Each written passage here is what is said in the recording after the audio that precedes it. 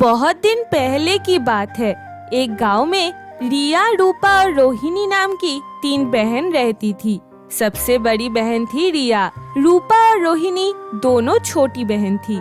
उनके माता पिता नहीं थे। रिया अपने 2 बहनों से बहुत प्यार करती थी। रिया ने ही रूपा और रोहिणी को पाल पोस के बड़ा किया था। रिया सिलाई मशीन में कपड़े बनाने का काम करती थी। सिलाई मशीन में काम करके जो पैसे मिलती थी उसी से ही उनका दिन बीत रहा था। रिया कभी अपने 2 बहनों को माता पिता की कमी महसूस होने नहीं दी।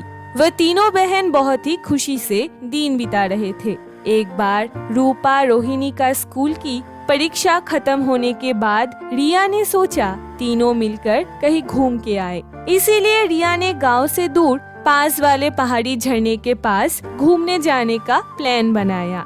सभी अपने बैग में सामान भर रहे थे कि तभी रूपा ने कहा, दीदी, हम तो कुछ दिनों के लिए घूमने जा रहे हैं, लेकिन आप वहाँ जाकर काम कैसे करोगी? वहाँ जाकर हम तो कुछ दिन रहने वाले हैं, आप अपने काम कैसे करोगी?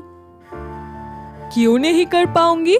मैं अपना सामान अपने साथ ही लेकर जा रही हूँ। तुम लोग वहाँ मजे करना, मैं पहाड़ी के पास बैठकर अपना काम कर लूंगी। रिया अपने बैग में अपने सिलाई मशीन और जरूरत की कुछ चीजें भर लेती है।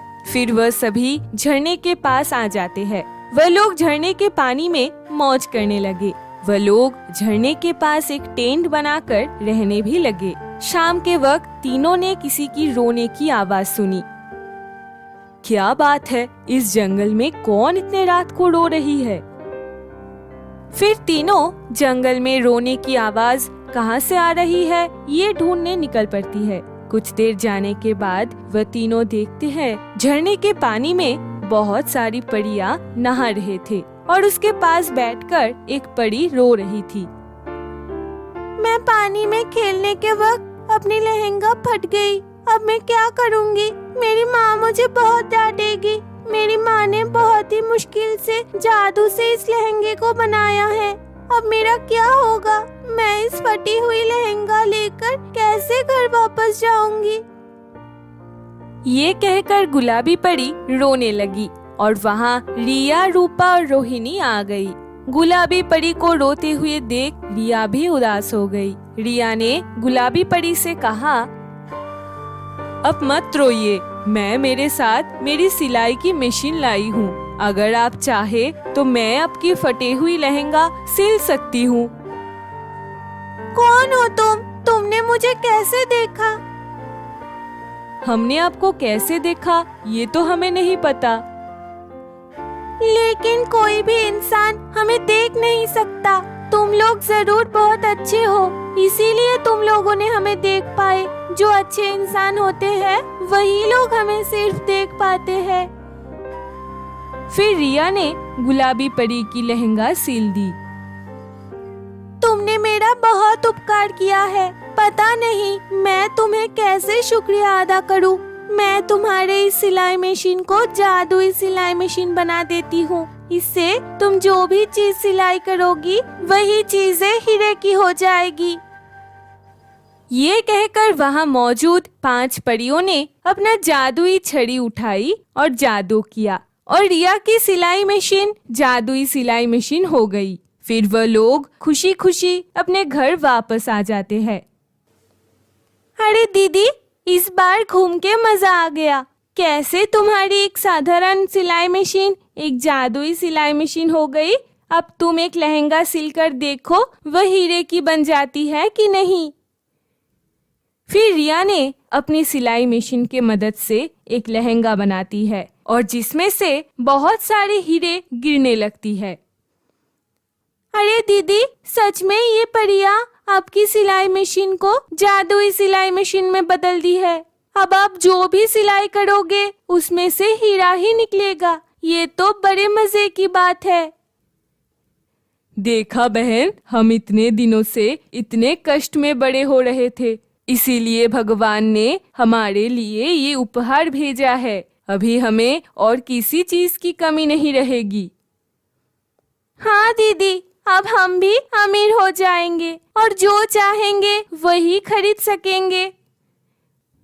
परियों के कारण उनके पास अब पैसे की कोई कमी नहीं थी। लेकिन जैसे ही दिन बीतते गए, रिया के दोनों बहन बहुत ही लालची और घमंडी होने लगे। एक दिन उन दोनों ने प्लान बनाई। देख छोटी, हमारी दीदी को बिल्कुल भी पढ़ाई लिखाई नहीं आती है, फिर भी वह कैसे आराम से जिंदगी बिता रहे हैं। हम पढ़ाई लिखाई जानते हैं, इसीलिए ये पैसा हमें शोभा देती है, लेकिन उसे नहीं। कोई पार्टी में भी नहीं जा सकते, हम उसे घर से निकाल देंगे। वह पढ़ाई लिखाई नहीं जानती, वह भीख मांग लेंगी। यही उसके लिए अच्छा होगा। हमारे साथ रहने के लिए वह बिल्कुल भी काबिल नहीं है और उसकी सिलाई मशीन हम लोग रख लेंगे। फिर रूपा और रोहिणी ने अगले दिन अपनी बड़ी बहन को घर से निकाल दिया और बड़ी बहन के पास से उसकी जादुई सिलाई मशीन अपने पास रख लिया। ये तुम लोग क्या कर रहे हो? माँ बाबा के मर जाने के बाद से मैंने तुम दोनों को पाल पोस के बड़ा किया, कभी किसी चीज की कोई कमी महसूस नहीं होने दिया, और आज तुम मुझे ही घर से निकाल रहे हो। ये नहीं करूँ तो क्या करूँ? हम लोगों को आपके साथ रहने में शर्म आती है। अब एक गवार इंसान हो, जाओ निकल जाओ यहाँ से। ये कहकर उन दोनों ने रिया को घर से निकाल दिया और वह दोनों मिलकर उस घर में रहने लगे। एक दिन जब रूपा उस सिलाई मशीन में कपड़े बना रही थी, तभी अचानक कपड़ा एक सांप में बदल गया और वह सांप उन दोनों को डसने आई और कहने लगी, तुम लोग बहुत ही बुरे हो।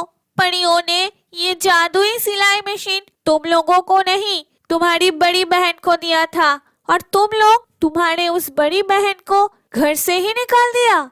अभी भी तुम्हारे पास वक्त है, अगर बचना चाहते हो तो जाओ और अपनी बहन से माफी मांगकर उसे फिर से वापस घर ले आओ। सांप को देखकर वह लोग डर जाते हैं और अपनी गलती समझ जाते हैं।